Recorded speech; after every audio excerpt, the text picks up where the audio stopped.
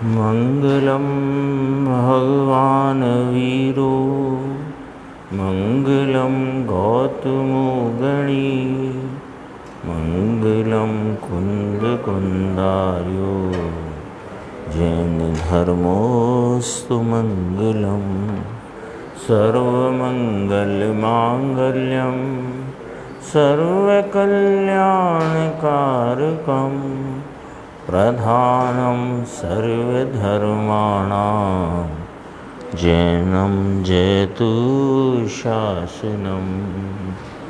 नमः समय साराय स्वानुभूत्या चकासते चित्स्वभावाय भावाय सर्वभावान्तरच्छिदे।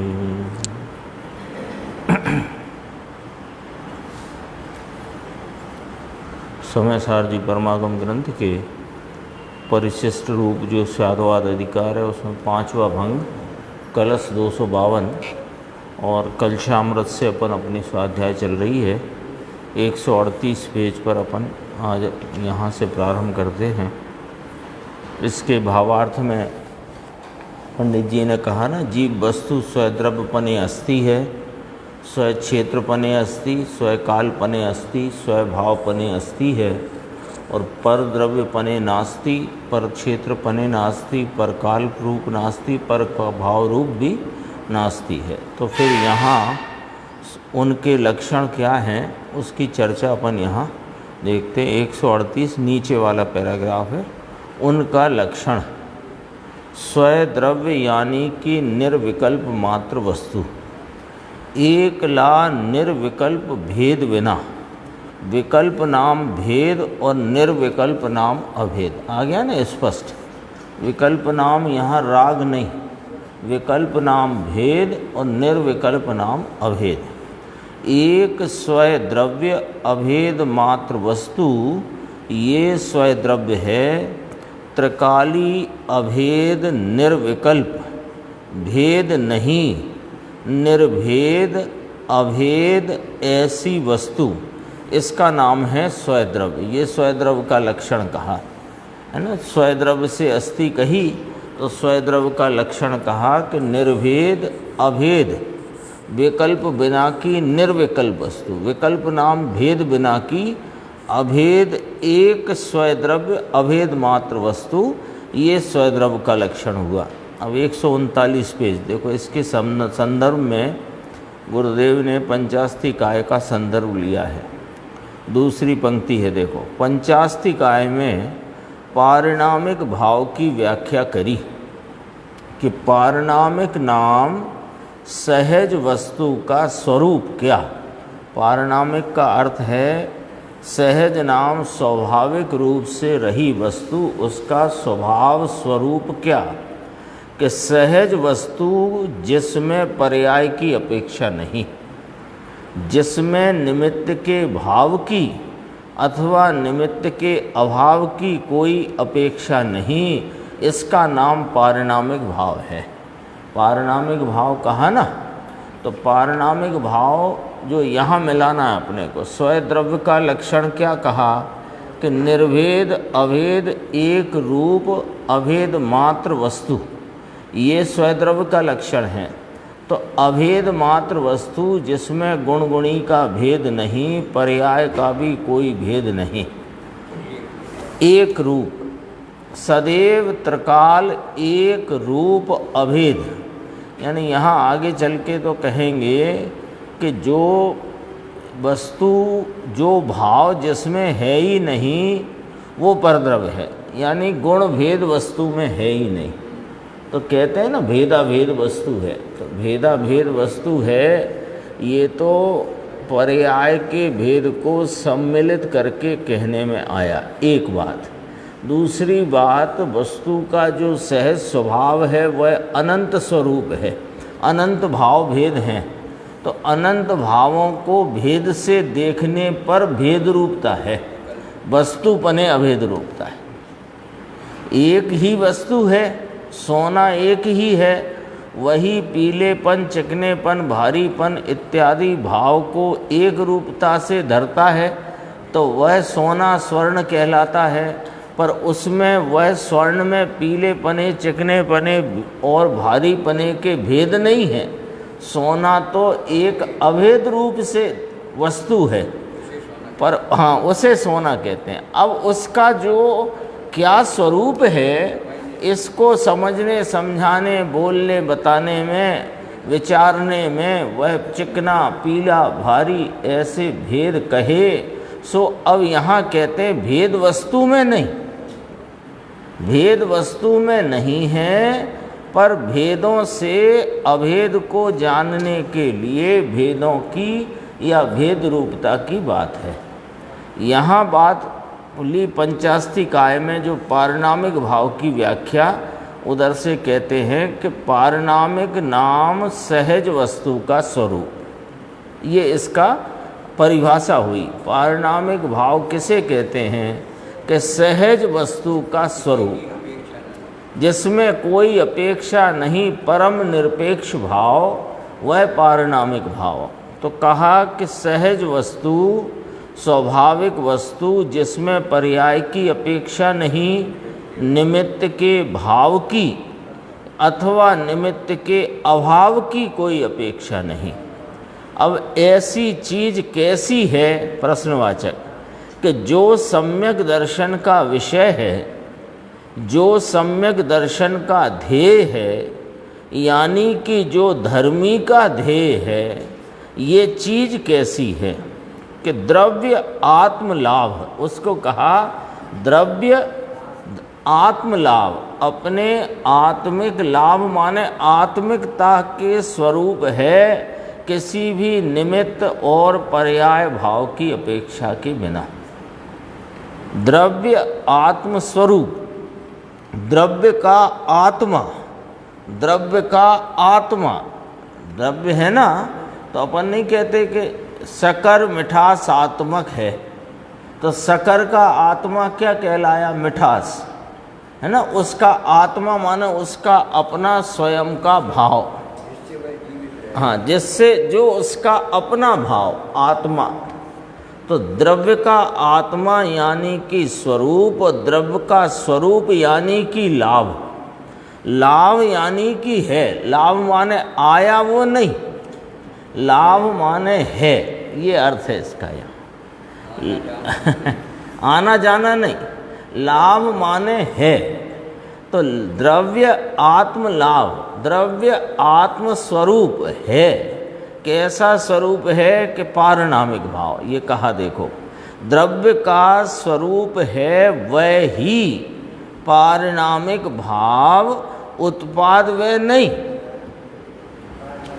उत्पाद व नहीं लेना इसमें, उत्पाद व द्रव्य युक्तम सत, यह द्रव्य पर्याय स्वरूप पदार्थ, पर यह पदार्थ ध्येय रूप भाव नहीं, दृष्टि के विषय रूप भाव नहीं, सम्यक दर्शन का विषय नहीं, सम्यक दर्शन का ध्येय नहीं।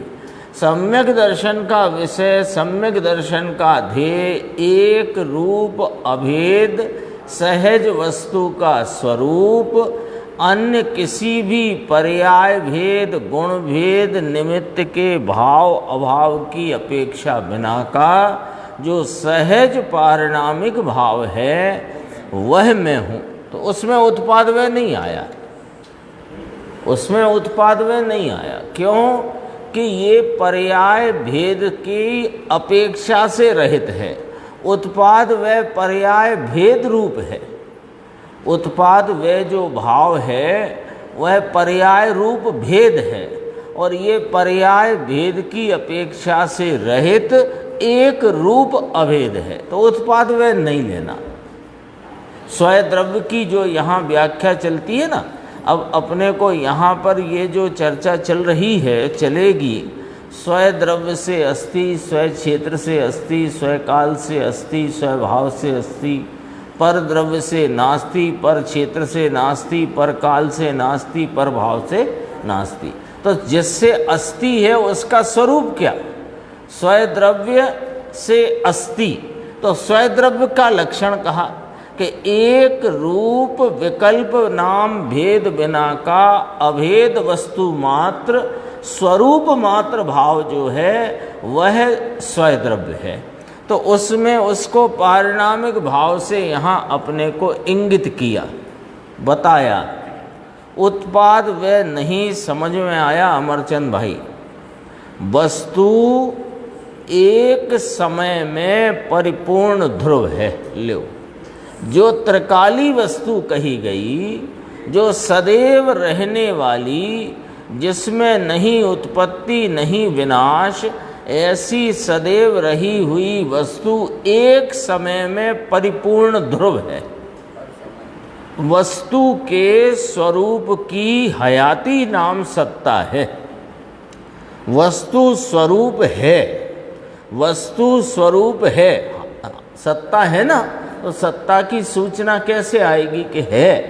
वस्तु स्वरूप है, सो वस्तु स्वरूप है, ये मतलब पारिणामिक भाव। वस्तु स्वरूप यानी पारिणामिक भाव।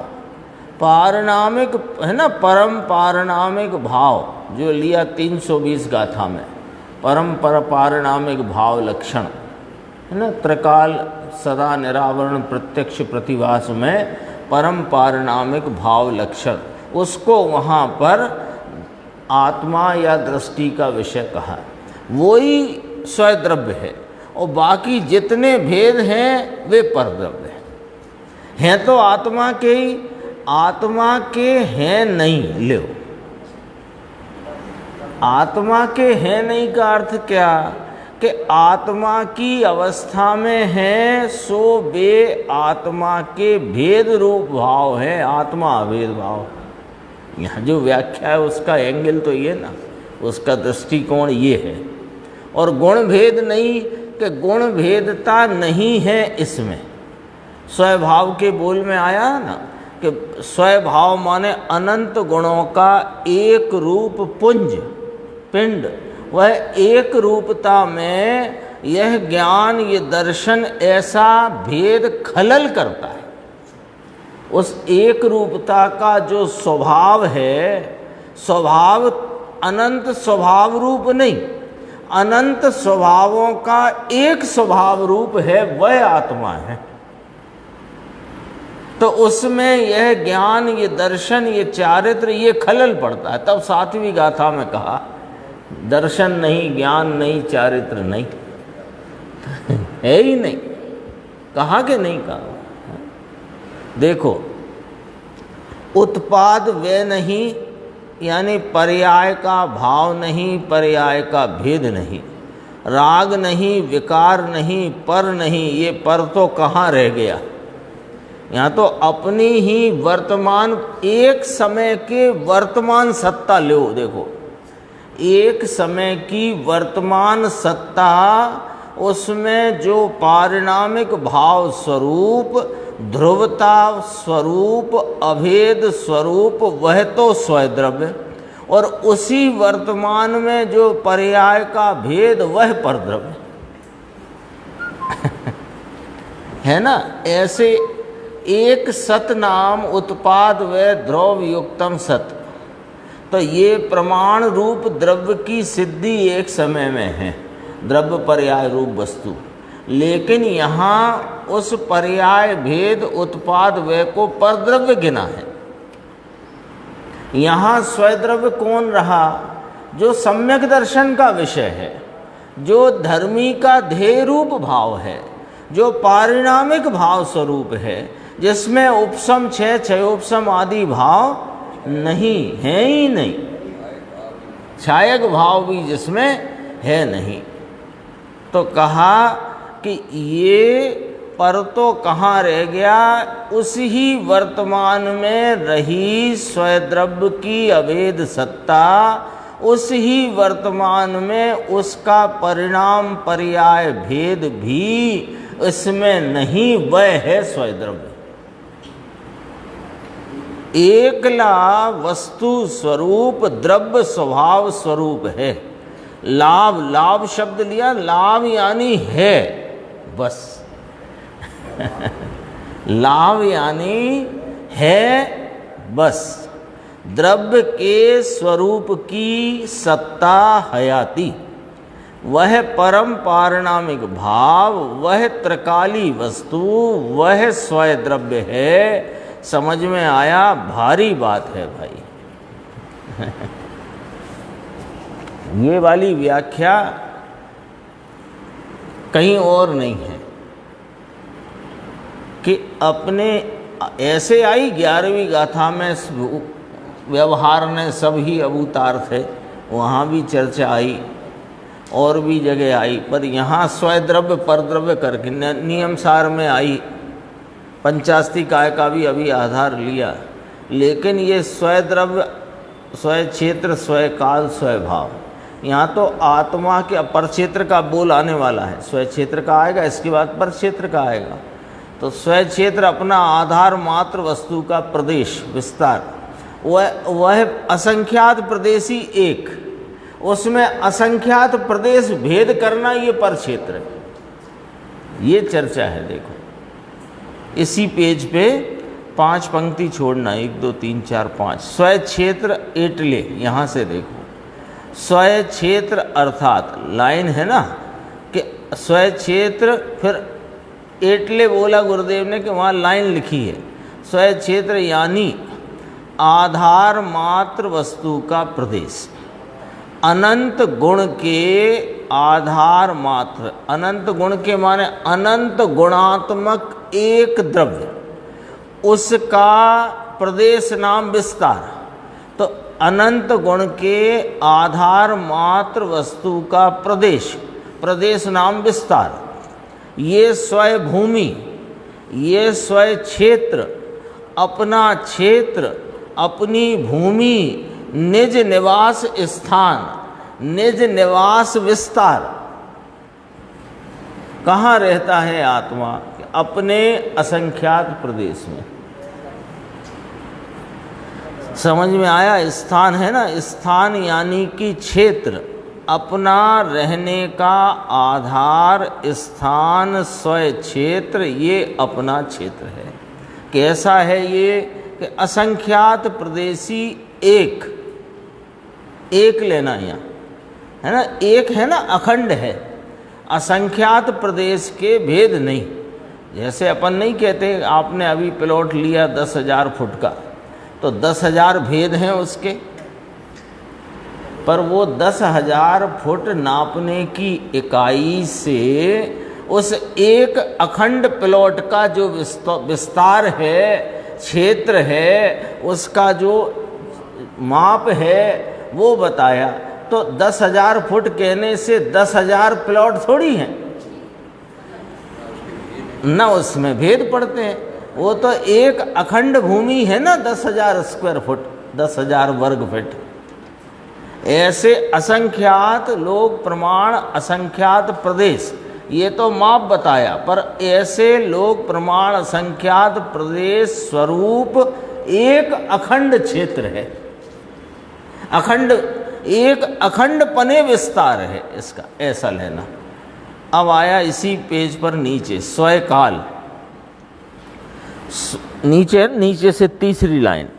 स्वय काल यानी वस्तु मात्र की मूल अवस्था, अवस्था माने उसकी अवस्थित होना।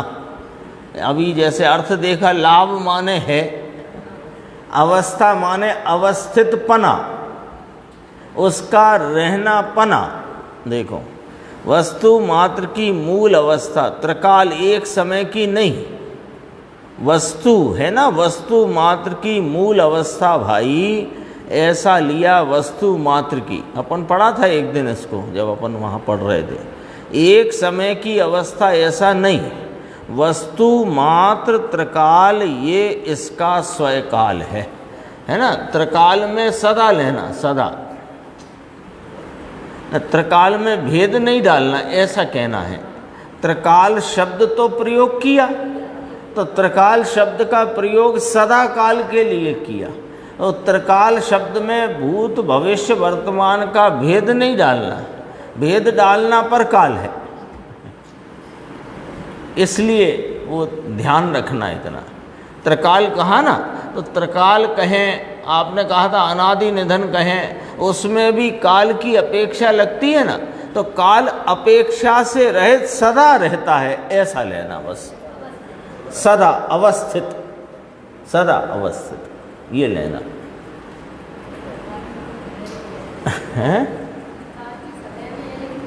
है तो त्रिकाल, त्रिकाल शब्द से सूचना तो सदा की ही मिली, पर त्रिकाल में 3 काल का भेद किया, भूत भविष्य वर्तमान, वो नहीं चलेगा। ये मुद्दे की बात ये पॉइंट है उसमें, नहीं तो परकाल हो जाएगा वो। हमेशा, सदैव, सदा अवस्था, अवस्थित, सदा अवस्थित, ये स्वयकाल है इसका। ये लिया अपन, इस और आगे है अर्थ इसका 140 पेज पे, ये कानपुर जाते हैं, उसके बाद के नीचे की 5 पंक्तियां देखना। वस्तु मात्र की मूल अवस्था, अवस्था शब्द से यहाँ पर्याय नहीं लेना। अब देखो कितनी इसमें अपने को गुरुदेव श्री की ज़रूरत है, समझो, बोलो हैं। हाँ, अपन कहें कि हम तो संस्कृत व्याकरण सब सीख गए, भाषा हिंदी, संस्कृत, प्राकृत, जो भी ग्रंथ की मूल भाषाएं हैं उनका व्याकरण भी जानते हैं, पर वो व्याकरण से जो शब्द में से जो व्युत्पत्ति होएगी वो इसका अर्थ नहीं निकलता। ये तो भाव क्या निकल के आ रहा है वो पकड़ना है ना। इसलिए कहते हैं कि गुरुदेव के बिना एक अक्षर भी सीख पाना, समझ पाना कठिन काम है, मुश्किल है, वास्तविक बात है ये। अवस्था शब्द से यहाँ पर्याय नहीं लेना। लो, पूरे जगत में, पूरे शास्त्र में अवस्था नाम पर्याय होती है, होती कि नहीं होती? यहाँ अवस्था का है अवस्थित, रहा हुआ, सदा काल। अवस्था डैश माने अवस्थ, अवस्था यानी अवस्थ। त्रिकाल एक रूप रहे वह उसका स्वयकाल। यहाँ तो त्रिकाल वस्तु मात्र शब्द उपयोग किया है ना, वस्तु मात्र यानी कि खलास हो गई बात, फिर उसमें कोई प्रकार का भेद की कोई गुंजाइश रही नहीं। पूरी वस्तु जो त्रिकाल ध्रुव है वह अवस्था, अवस्था नाम कायम रहने वाली चीज, वह उसका काल है, वह उसका ही काल है, ये स्वयकाल। तो स्वय द्रव्य की व्याख्या आई कि निर्विकल्प अभेद वस्तु मात्र जो भाव है, द्रव्य ध्येय रूप, वो स्वय द्रव्य। स्वय क्षेत्र अपने ही अनंत गुणात्मक अभेद वस्तु का प्रदेश नाम विस्तार अखंड एक, ये स्वय क्षेत्र आया। फिर स्वयकाल माने सदा अवस्थित रहनापना, कायम रहने वाला एक अभेद भाव, कायम रहना, ये भी अभेद लेना, यहाँ भी भेद नहीं चलेगा, ये स्वयकाल हुआ। अब स्वयभाव कहते हैं, ठीक इसके नीचे स्वयभाव यानी वस्तु के मूल की सहज शक्ति, भगवान आत्मा के मूल का सहज भाव यानी कि शक्ति, ज्ञान दर्शन आनंद आदि जो भाव है ना, अभी बताया ऐसे ज्ञान दर्शन सुख आनंद चारित्र वीर्य स्वच्छत्व प्रभुत्व विभुत्व आदि अनेक भाव है ना, इन भावों का एक रूप भाव, वो स्वभाव मिले। आया, अपन ने 7वीं गाथा याद करी थी, अनंत पर्याय नाम अनंत गुणों को अभेद रीति, उसमें शब्द डला है, अभेद रीति से पीकर बैठा है, वो अभेदपना, अनंते गुणों का अभेद गुणात्मक स्वरूप, ये वस्तु की मूल की सहज शक्ति। तो अनंत गुण कहोगे तो भेद पड़ते हैं कि वो अनंत गुण तो तुम्हें कहने के लिए हैं, भेद, हाँ, बस भेद की बात नहीं करते हैं यहाँ। भेद लक्ष्य में नहीं लेना है, ये वाली बात है। एक रूप त्रिकाल ये वस्तु का स्वभाव, वस्तु की शक्ति। अब आना 141 पेज देखो। अब यहाँ से पर द्रव्य का लक्षण शुरू हुआ। अभी अपना स्वय द्रव्य का, स्वय क्षेत्र का, स्वय काल का और स्वय भाव का इतनी चर्चा अपनी आ गई ना। अब कहते हैं कि पर द्रव्य किसे कहा, तो कहा सविकल्प भेद कल्पना, इसका नाम पर द्रव्य है।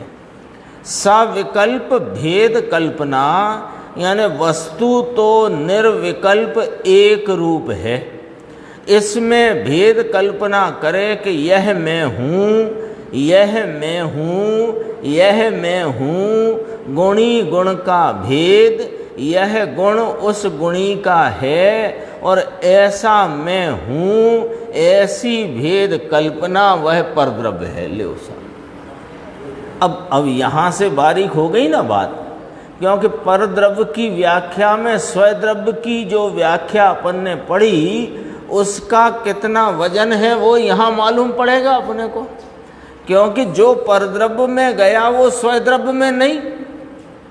अभी अपन ने स्वद्रव्य में क्या पढ़ा कि अभेद वस्तु मात्र जो एक है वह स्वद्रव्य है। अब सामने अपन ने परद्रव्य में क्या पढ़ा कि सविकल्प भेद कल्पना ये परद्रव्य है। तो सविकल्प भेद कल्पना की व्याख्या में कहा गुणी गुण का भेद, यह गुण वह गुणी का है, ज्ञान वह आत्मा का गुण है, दर्शन यह आत्मा का गुण है। ये परद्रव्य है, ये लक्ष्य में लेने लायक नहीं, ये स्वयं लक्षण रूप है। ये लक्षण रूप है और लक्ष्य है वह एक अभेद रूप है, लक्षण है वह स्वयं भेद रूप है। थोड़ा इधर उसको देखना बात को, क्योंकि आगे जो कहा ना गुरुदेव ने, और ऐसा मैं हूँ, मैं कैसा हूँ, मैं एक ज्ञान स्वरूपी हूँ, ये परद्रव्य है। क्यों? तो ऐसे नहीं करेंगे तो फिर वस्तु का पता कैसे लगेगा? पता लगाओ ना, किसने का पता मत लगाओ, गुणों के ही स्वरूप से स्वरूपवान का पता लगाओ। लेकिन स्वरूपवान के पते पर पहुंचना हो तो ये सब गुण भेदों की कल्पना को गौण करके, पर्याय भेद तो दूर रहो, गुण भेदों की कल्पना, मैं ज्ञान गुण स्वरूप हूँ, मैं जानन हारा हूँ, मैं जानने स्वरूप हूँ, ये भेद खड़ा हो रहा है। ये जानने स्वरूप हूँ, ये विकल्पात्मक निर्णय में लेना, विकल्पात्मक निर्णय में, धारणा में ऐसा ही लेना कि मैं एकमात्र जानन स्वरूप हूँ, मैं रागादि रूप नहीं, मैं विकार रूप नहीं, मैं तो एक जानन जानन जानन स्वरूपता वाला अखंड एक द्रव्य हूँ, ऐसा धारणात्मक विकल्पात्मक ज्ञान में लेना। लेकिन जब उपयोग स्वद्रव्य को लक्ष्य करता है वहाँ पर मैं ज्ञान वाला हूँ ऐसे विकल्प के साथ नहीं करता है।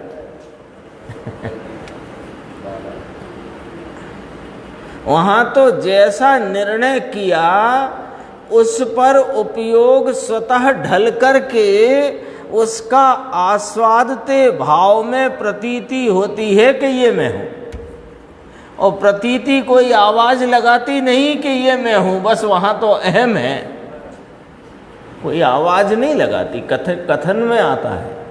प्रतीति किसे कहा कि यह मैं हूँ ऐसा भाव, ये तो एक बताने की पद्धति है। वहाँ तो एक रूपता में अहम हुआ, बस यही है।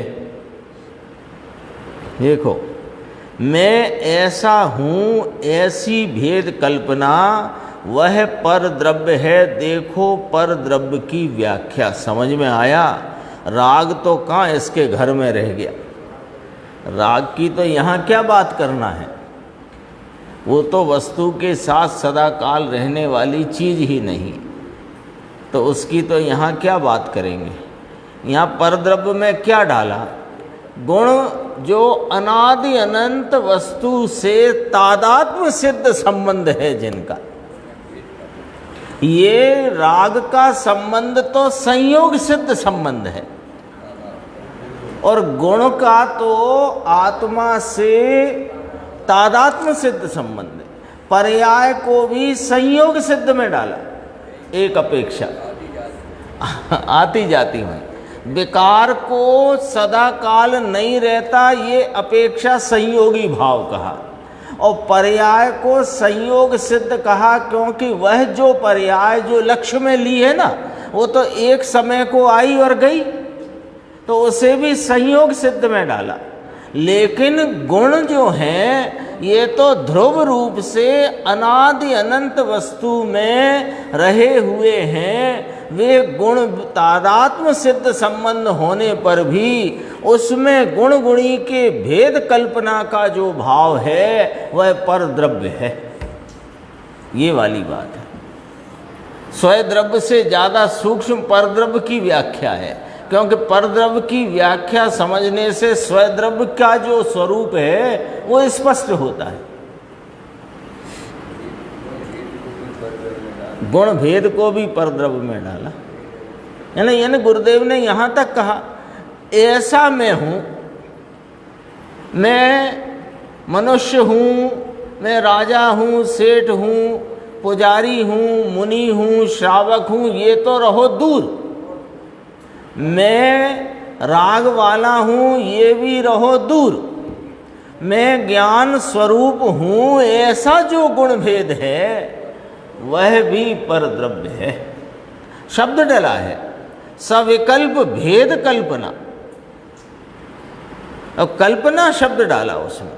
कल्पना शब्द क्यों डाला, कि वास्तव में वस्तु में भेद है नहीं, लेकिन भेदों से भेद रूप व्यवहार कहो, भेदों से कहो, वस्तु के स्वरूप को जाना जाता है, बताया जाता है, विचार में लिया जाता है, लेकिन वस्तु भेद रूप है ही नहीं, तब तो कल्पना शब्द डाला। कल्पना किसे कहते हैं, कि जो है नहीं उसका विचार में उस बात को लेना, इसका नाम कल्पना है। 143 पेज पे चलते हैं। देखो, एक बीच में चर्चा आई है, इसको भी जरा देख लेते हैं। प्रश्न है एक मुमुक्षु का, अपनी चलती थी ना गुण भेद की चर्चा, कि गुण भेद है ही नहीं, और उन गुण भेद की कल्पना कहा, यानी है नहीं, और है तो फिर आत्मा गुणी है और उसमें अनंत गुण हैं। ये जो बात कही तो मुमुक्षु ने अपनी तरफ से कहा, साहेब ये अनुपचरित सद्भूत व्यवहार हुआ। 143 पेज, चौथी पंक्ति है। ये मुमुक्षु ने अपनी तरफ से कहा, ये गुरुदेव कह रहे हैं ना ऊपर, અહીંયા तो जरी आ सूक्ष्म बात छे, थोड़ो सांभळे तो खरा, सुनो तो सही भैया थोड़ा। एमनो 17वां दिवस है, 17वां दिन चलता है, सवेर होगा ना, 3 दिन रहा है, कितने तो चले जाते हैं, भाग जाते हैं। 17 दिन कौन रुकता है, कोई 10 दिन, कोई 12 दिन, कोई 15 दिन, है ना। कितने ही चले गए कल और कितने आज जाने वाले हैं। तो मुमुक्षु ने वो जो चर्चा है गुण भेद की, जिसे परद्रव्य कहा, तो वह गुण भेद अनुपचरित सद्भूत व्यवहार आएगा क्या, ऐसा करके प्रश्न किया। तो गुरुदेव ने कहा उत्तर, सद्भूत अनुपचरित व्यवहार है या अनुपचरित सद्भूत, कोई फर्क नहीं पड़ता। समझाया उसको, समझाते हैं, भेद है ना तो व्यवहार हुआ, ऐसे समझो, भेद है ना तो व्यवहार हुआ। सद्भूत है, उस ही सत्ता का अंश है तो सद्भूत है, और अनुपचरित है, यानी कोई उपचार किसी अन्य का लागू नहीं किया गया है, उसी का ही भाव है, इसलिए अनुपचरित है। भेद होने से व्यवहार है। पर द्रव्य कहा, लेकिन इसको लिखा देखो, संक्षिप्त बोला है पर उसमें भाव पूरा कह दिया। भेद सद्भूत अनुपचरित पर द्रव्य। समझ में आया? ठीक कहा, नए का प्रश्न है, बराबर है। फिर दोबारा कहते हैं भेद करना, ये व्यवहार हो गया। तो है तो भेद करना वह सद्भूत है, परंतु है अनुपचार व्यवहार। अनुपचार व्यवहार है यानी कोई अन्य का इस पर उपचार नहीं है, उसके ही गुणात्मक भावों को भेद से कहना ये व्यवहार है। उसी सत्ता का अंश है तो सद्भूत है, और उसका ही है तो कोई उपचार नहीं, अनुपचार है। तो सद्भूत अनुपचरित व्यवहार है, और उसको यहाँ पर द्रव्य कहा है। ये कहते हैं। समझ में आई बात? क्या कहा? सद्भूत अनुपचरित व्यवहार को यहाँ पर द्रव्य गिना है।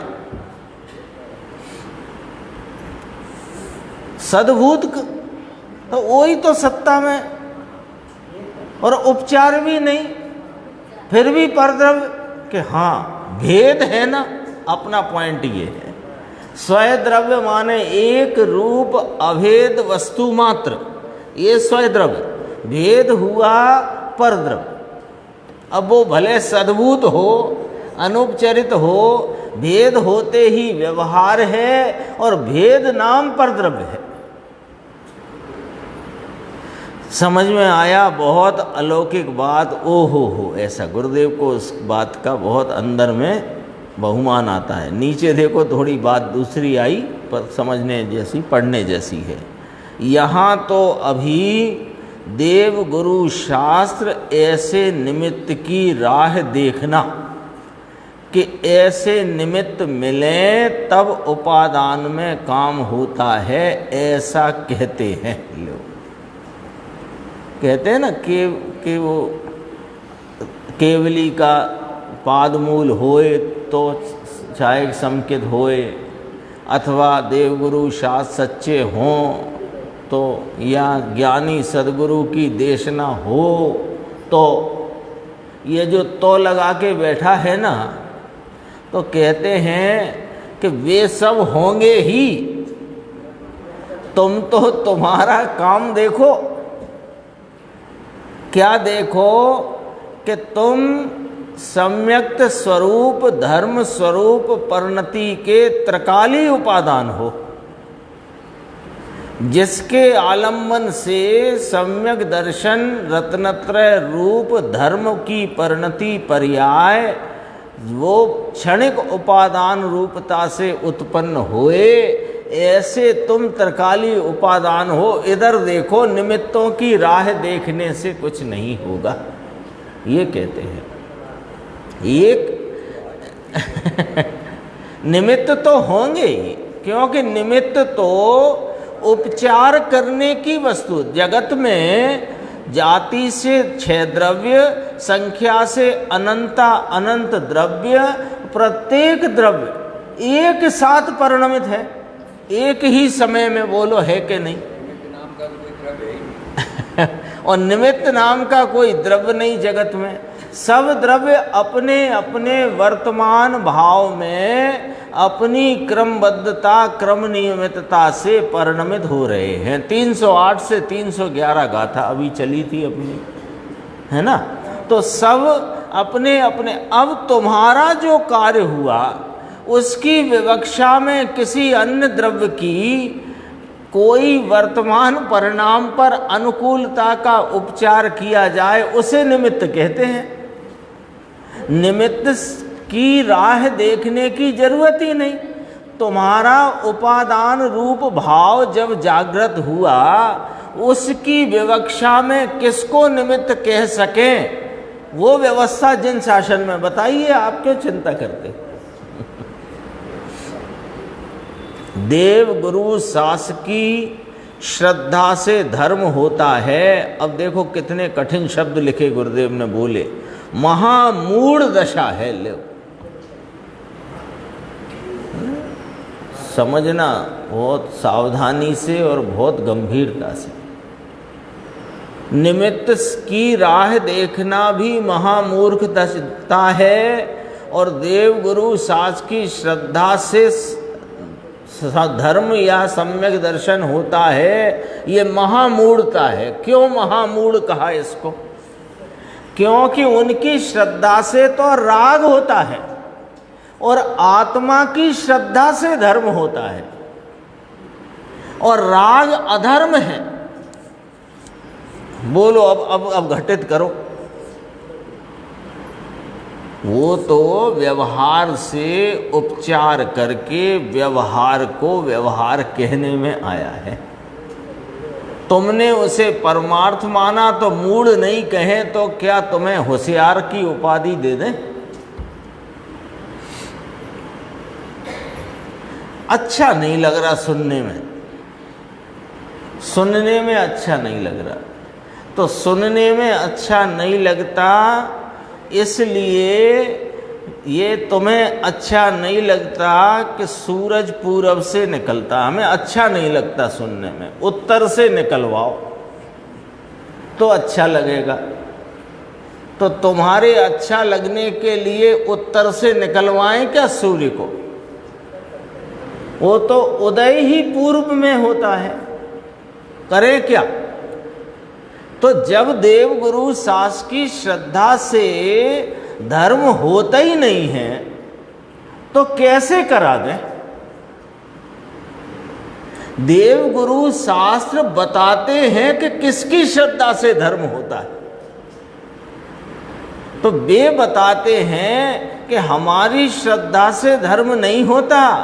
तुम स्वयं सिद्ध समान शुद्ध पवित्र ज्ञान आनंद वस्तु हो, तुम अपनी श्रद्धा करो तो धर्म होगा। आज सुबह आया था ना एक सिद्धांत, 355 नंबर का प्रवचन गुरुदेव श्री का, कि जितना भी इस स्वय द्रव्य स्वरूप आत्मा का आश्रय है उतना ही धर्म है, और जितना परद्रव्य का आश्रय है उतना अधर्म है। सिद्धांत है, ऐसा बोला था उन्होंने, सिद्धांत है। देखो दो बार कहा महामूढ़ दशा है। महामूढ़ कहा ना, समझ में आया? यहाँ तो कहते हैं, यहाँ विषय क्या चलता है? अभेद में भेद से लाभ मानना ये मिथ्यात्व भाव है। अब देखो ये बड़ी बात बहुत गंभीर करी कि अभेद रूपता है ना, ये आत्मा जो श्रद्धा का विषयभूत आत्मा है, जो आश्रयभूत आत्मा है, जो उपयोग के द्वारा आलम्बन लिया जाए ऐसा जो आत्मा है, वह आत्मा तो अभेद रूप एक है।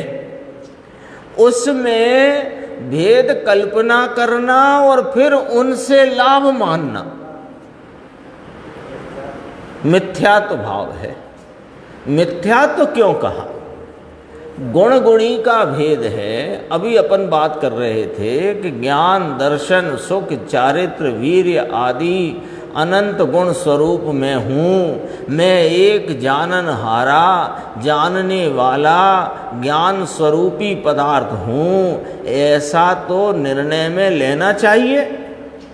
विकल्पात्मक धारणात्मक निर्णय में तो ये लेना ही है। फिर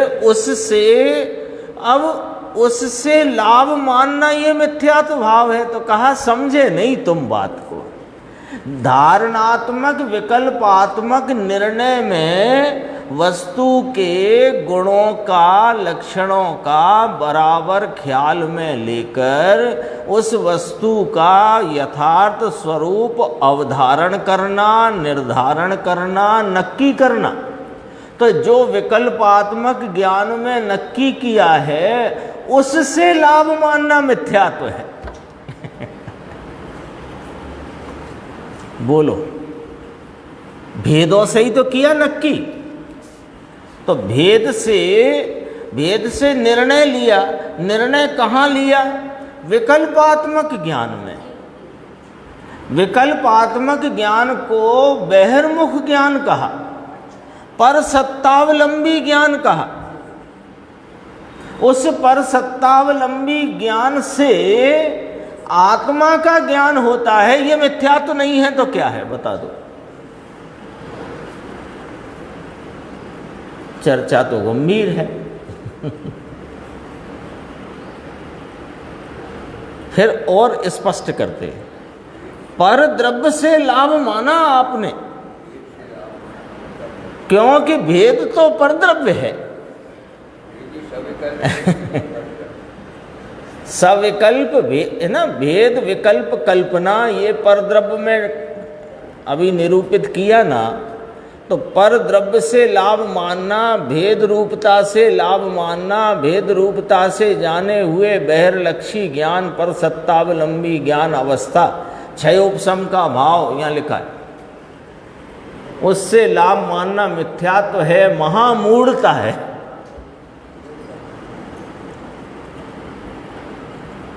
जो अपने, अब और देखो, जो अपने में नहीं इससे लाभ माना, तो साहिब ये गुण मेरे में नहीं कि भाई तुम गुणात्मक वस्तु अभेद हो, गुण भेद तुम में नहीं।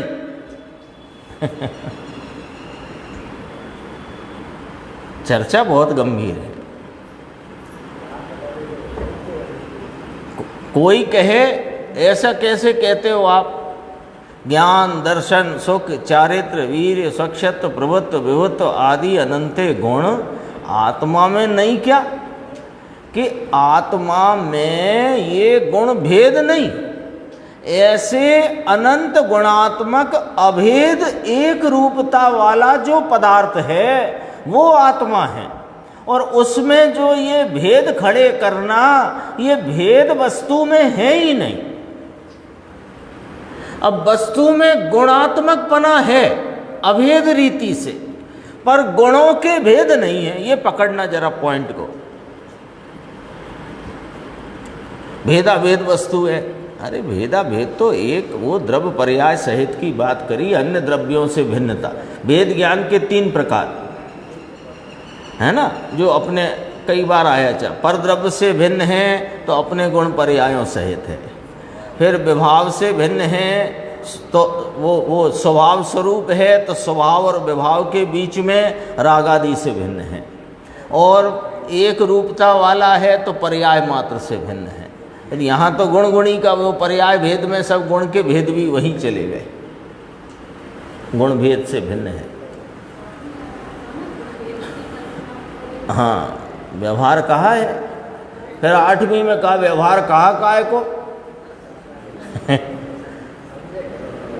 तो वो स्वस्ति वाला जो दृष्टांत दिया वहाँ पर, फिर 9वें 10वें में व्यवहार की चर्चा करी, फिर 11वें में यदि वास्तव में मिलाओ ना तो 6-7 गाथा सीधी 11वीं से मिलती है, 8, 9, 10 तो बीच में उसको समझाने के लिए खड़ी करी। बात तो मिलती है 6ठी में प्रमत्त अप्रमत्त नहीं, और दर्शन ज्ञान चारित्र नहीं, और सभी व्यवहार अभूतार्थ है। एक भूतार्थ सत साहेब जो स्वय द्रव्य है, दृष्टि का विषय है, ध्यान का ध्येय है। 11वीं गाथा मिलती है, और 11वीं गाथा के बाद 12वीं में फिर साहब ये व्यवहार है कि नहीं, कि है ते काले जाने लो प्रयोजनवान। हो गया समय सार तो पूरा। 5वीं में तो कहा था कि मैं कहूँगा तुम अनुभव से प्रमाण करना, तो 5 तक तो प्रस्तावना, और 6वीं 7वीं 11वीं और 12वीं 4 गाथाओं में सब कह दिया, और बीच में 8, 9, 10 में व्यवहार का स्वरूप भी बता दिया, और व्यवहार का जो भाव है वह भी वहाँ पर 9वीं 10वीं में स्पष्ट कर दिया। गजब है। जो पोतामा नथी एनाथी लाभ मान्यो, ये पॉइंट समझना जरा। गुण अनंत गुणात्मक वस्तु अभेद वह मैं हूं, लेकिन गुण भेद मुझ में नहीं। तो गुण भेद मुझ में नहीं, ऐसे भेद से लाभ मानना मिथ्यात्व है। पर द्रव्य है ना वो। 147 देखो, एकदम नीचे 2 पंक्ति पर द्रव्य की ही चर्चा यहाँ थोड़ी नियम सार से लेते हैं। गुरुदेव कहते हैं पर द्रव्य यानी सविकल्प भेद कल्पना। नीचे 2 लाइन है ना। शास्त्र में पर द्रव्य की व्याख्या तो बहुत प्रकार से चली है। नियम सार में ऐसा कहा, जीवादि बहित तच्चम हेयम और ओवादेयम अपणो अप्पा, है ना। पर द्रव्यम जीवादि 7 तत्व का समूह पर द्रव्य है।